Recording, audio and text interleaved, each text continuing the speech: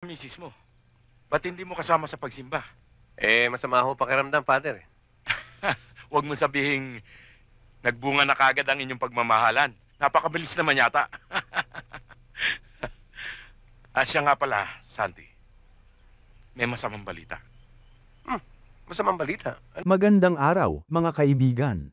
Sa episode na ito, pag-uusapan natin ang buhay ng isang veteranong aktor sa pelikula at telebisyon na si Pecholo Montes.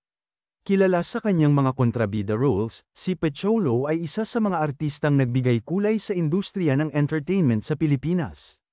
Alamin natin ang kanyang mga tagumpay, pagsubok, at ang mga huling yugto ng kanyang buhay. Dito sa Pinoy Wisdom.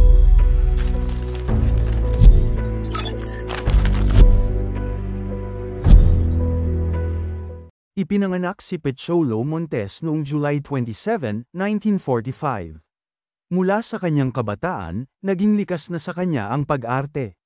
Nagsimula ang kanyang karera noong late 1980s, kung saan lumabas siya sa iba't ibang pelikula na pamatok sa takilya tulad ng Babangon Ako't Dudurugin Kita at Ora Prenobus. Sa kabila ng pagiging late bloomer sa showbiz, mabilis siyang nakilala bilang isang mahusay na character actor, lalo na sa mga action at drama films. Isa sa mga pinakakilalang pelikula ni Pecholo ay ang Cristo 1996, kung saan ginampanan niya ang isang makabuluhang papel. Naging bahagi rin siya ng mga sikat na TV shows tulad ng Marimar at Daisy Siete, na nagpakita ng kanyang versatility bilang isang aktor. Kilala si Pecholo sa kanyang kakayahang gampanan ang mga masasalimuot na karakter, na naging dahilan ng kanyang pagtanggap sa maraming kontrabida roles na tunay na nagmarka sa mga manonood. Sa kanyang mga huling taon, si Pecholo ay nakipaglaban sa Chronic Obstructive Pulmonary Disease (COPD) sa kabila ng kanyang sakit. Patuloy siyang nakipaglaban, ngunit noong July 15, 2015, sa edad na 60, siya ay pumanaw dahil sa komplikasyon ng pneumonia at iba pang sakit. Ang kanyang cremation ay ginanap kinabukasan, at siya ay inilibing noong July 23, 2015. Saan ka kumuha ng perang panggastos dito sa ospital? Tay, tinulungan ako ng mga barkada ko. Alvin, magsabi ka sa akin ng totoo.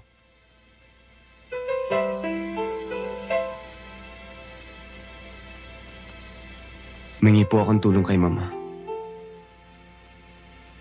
Di ba't kabilin-bilinan ko sa'yo? Kahit anong mangyari, huwag kang hihingi ng tulong sa kanya. Kahit isang kusing. Sana pinabayaan mo na lang ako mamatay.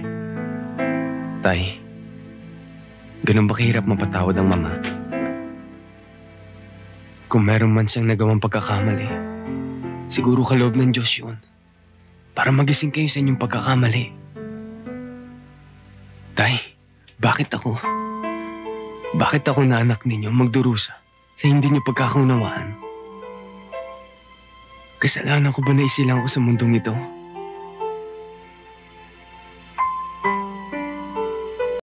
At dyan nagtatapos ang ating pag-alala sa buhay ni Pecholo Montes, isang aktor na nagbigay inspirasyon at aliw sa maraming Pilipino.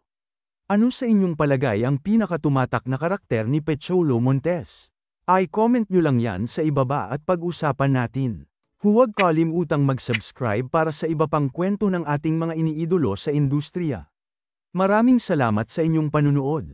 Dito lang yan sa Pinoy Wisdom.